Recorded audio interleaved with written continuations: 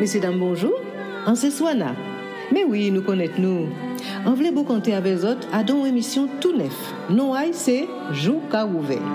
Parce que nous vivons d'autres gens. Et c'est nous-mêmes, petit à pays là.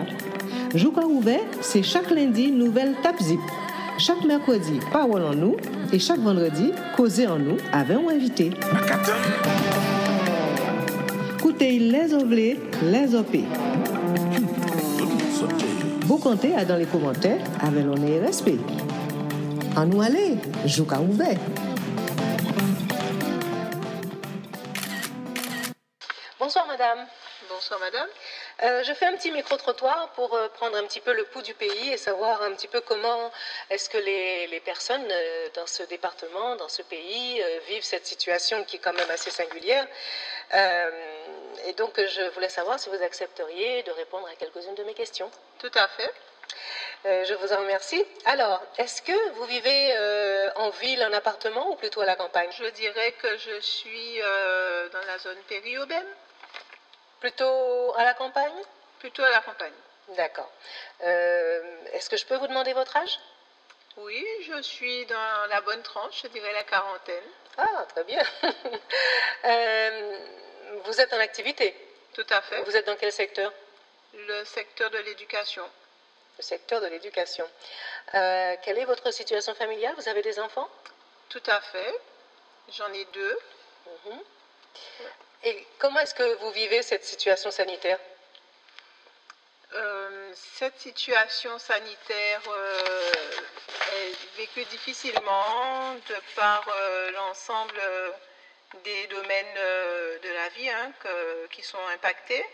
Le domaine professionnel, le domaine du secteur des loisirs, dans les loisirs, le domaine familial, et puis aussi le domaine émotionnel, j'ai envie de dire, le point émotionnel qui est particulièrement impacté.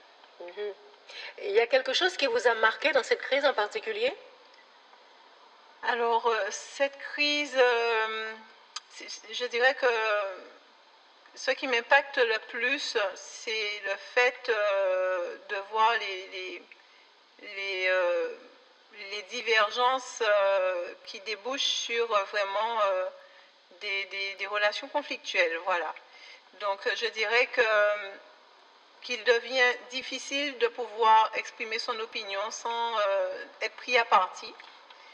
Et c'est difficile de maintenant de pouvoir se sentir libre de penser, d'agir comme on le voudrait pour, selon nous, dans notre intérêt. En effet, est-ce que, j'allais vous demander si vous avez observé des changements de comportement, mais vous disiez justement que ça devenait de plus en plus difficile de pouvoir échanger avec tout le monde finalement. Tout à fait, ne connaissant pas toujours les courants de pensée de chacun, je fais le choix de taire, de ne pas entamer certaines discussions pour éviter les disputes, d'être prise à partie, d'être critiquée, jugée, mise à part. Et qu'est-ce que vous pensez de cette gestion de cette crise, de cette gestion de la maladie dans le département? Alors, dans notre département, j'ai toujours du mal à comprendre ce va-et-vient là, nous sommes, il y a une crise imminente, il y a une vague imminente, donc voilà, et je constate, je fais le constat, juste le constat, je n'exprime pas d'opinion, mais je fais le constat des vagues qui en général qui succèdent en général des périodes touristiques, des vagues touristiques, j'ai envie de dire. Et par la suite, très souvent, il y a toujours une sanction qui s'impose à la population guadeloupéenne. Et j'ai un petit peu de mal à comprendre le bon sens dans certaines décisions. Donc voilà, mais bon, je constate, je fais le choix de taire certaines réflexions pour encore ne pas être prise à partie, pour ne pas déclencher de discussions, de contradictions entre certains. Et surtout, mais je fais quand même ce constat, Et j'aurais vraiment aimé que l'ensemble des Guadeloupéens se prononcent concrètement pour la gestion de cette crise sanitaire dans l'intérêt des Guadeloupéens, afin vraiment que nous puissions trouver des solutions qui vraiment seraient efficaces, pérennes, et qui seraient vraiment profitables à la population, le secteur économique, le secteur des loisirs et bien d'autres. Justement, cette gestion a été, je dirais, essentiellement basée sur des restrictions. Est-ce qu'il y en a en particulier qui vous ont gêné? Alors, je pense que l'ensemble des mesures, même que ce soit au niveau départemental ou national, au niveau du national, je trouve qu'elles tendent à vraiment restreindre les libertés individuelles. Et je m'interroge à savoir, est-ce qu'en ne procédant pas ainsi, on ne serait pas en train de nourrir quelque chose qui dépasserait sans aucun doute ce qui serait attendu par rapport à une société qui normalement est civilisée, parce qu'on va vraiment tendre vers de la civilisation, puisque les gens vont avoir des réactions vraiment incompréhensibles, et c'est déjà le cas. Même quand on pose des restrictions, elles ne sont pas respectées, et il arrive parfois même que ça puisse mettre en danger. Donc il est peut-être préférable de faire davantage de communication, d'aller vraiment vers la population, au lieu de considérer que nous sommes des enfants, au lieu d'infantiliser les gens, parce qu'il n'y a que des adultes. Et je pense qu'en Guadeloupe, nous avons quand même démontré la force de cette société à pouvoir être dans l'entraide, à pouvoir être empathique, à pouvoir comprendre les autres par le passé. Et je pense qu'on peut encore consulter la population, permettre que les gens s'expriment et de trouver des solutions qui conviendraient à tout un chacun.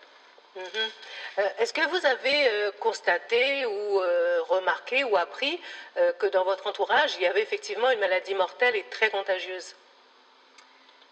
Alors, jusqu'à présent, de tout ce que j'ai pu entendre, je n'ai pas vu de maladie qui causait directement de la mort. Exemple, on sait que le VIH, on sait qu'il y a des maladies qui causent, ce sont elles qui causent directement la mort. Simplement, je constate, et vraiment je fais le constat en regroupant, en croisant les informations par-ci et là, que actuellement, le virus du siècle, le mal du siècle, il agirait plutôt sur des pathologies existantes. Et c'est l'aggravation de pathologies existantes qui finalement conduirait au décès. Donc je me dis que si on a pu débloquer des fonds pour gérer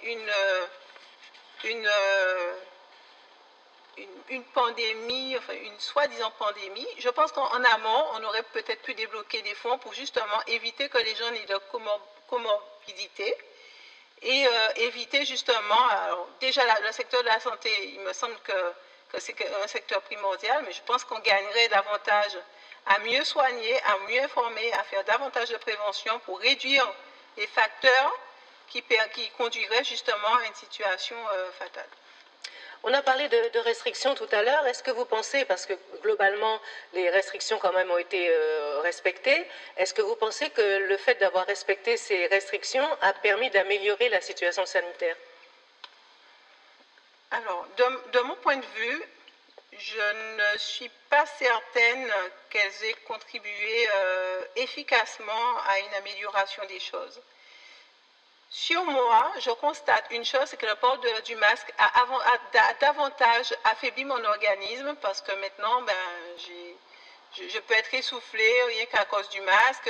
Moi, je suis dans un métier où je dois projeter la voix régulièrement, et vous imaginez bien, avec un masque, ça devient lassant, ça affecte mes cordes vocales, et très sérieusement, et au final, ça entame pas mal mon système respiratoire, ça met à mal mon système respiratoire. Donc, pour ma part, je me dis que vraiment, en plus, si je comprends bien quand même, on est dans une île qui est vraiment dotée de pas mal de plantes médicinales. On pourrait vraiment faire de la prévention.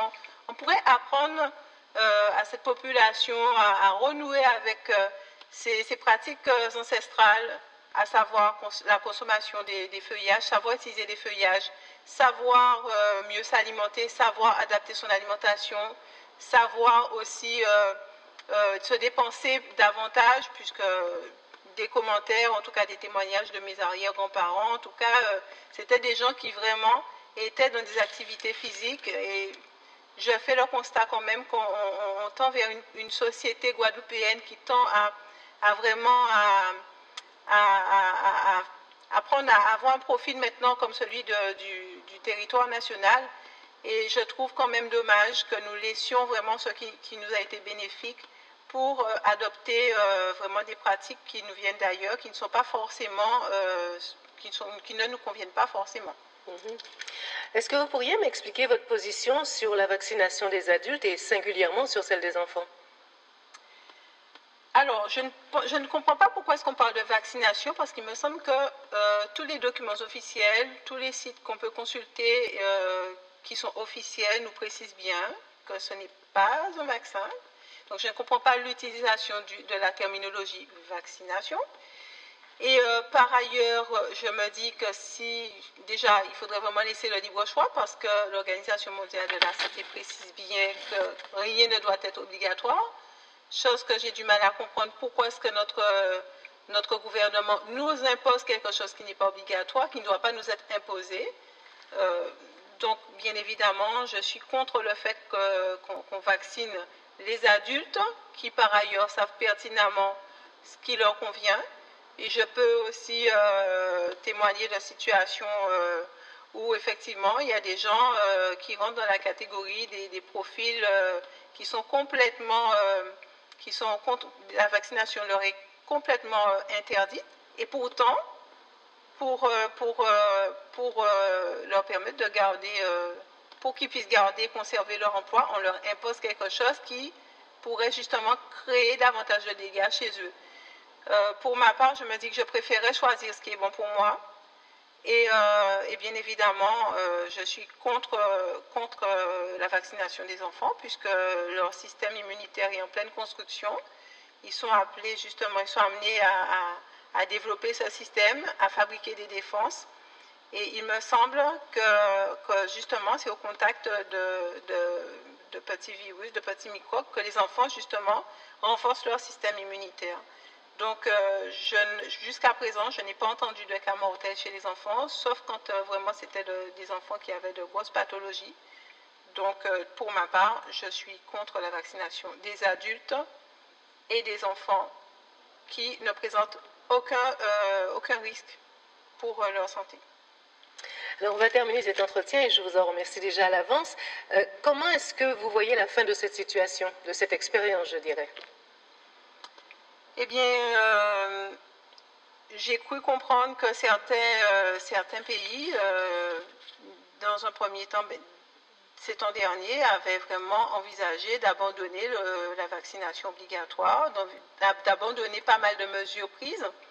Je pense que notre gouvernement devrait vraiment observer ce qui se passe autour de lui et commencer vraiment à ouvrir les yeux, à vraiment faire le bilan, un pré-bilan, parce qu'il me semble quand même qu'il y a beaucoup de choses à dire.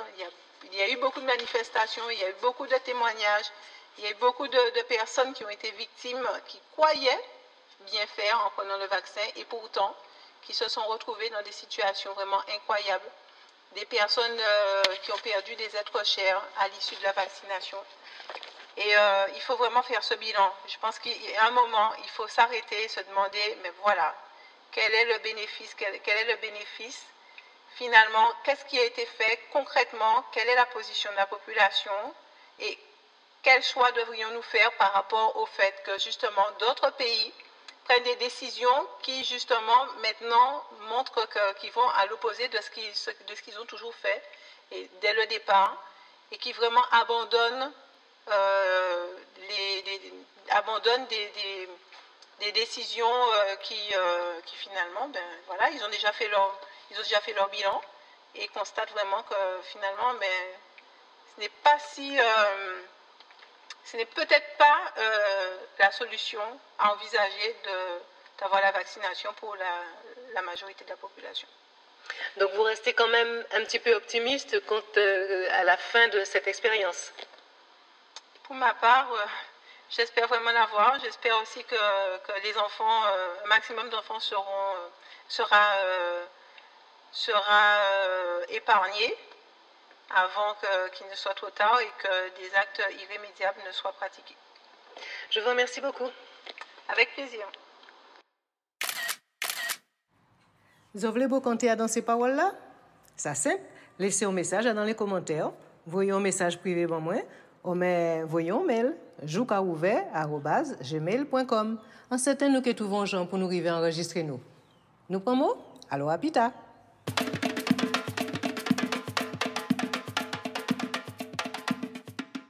Jouka ouvert écouter, jouka ouvert garder, jouka ouvert, ouvert yeux, jour ouvert. Jouka ouvert écouter, jouka ouvert garder, jouka ouvert, ouvert yeux, jour ouvert.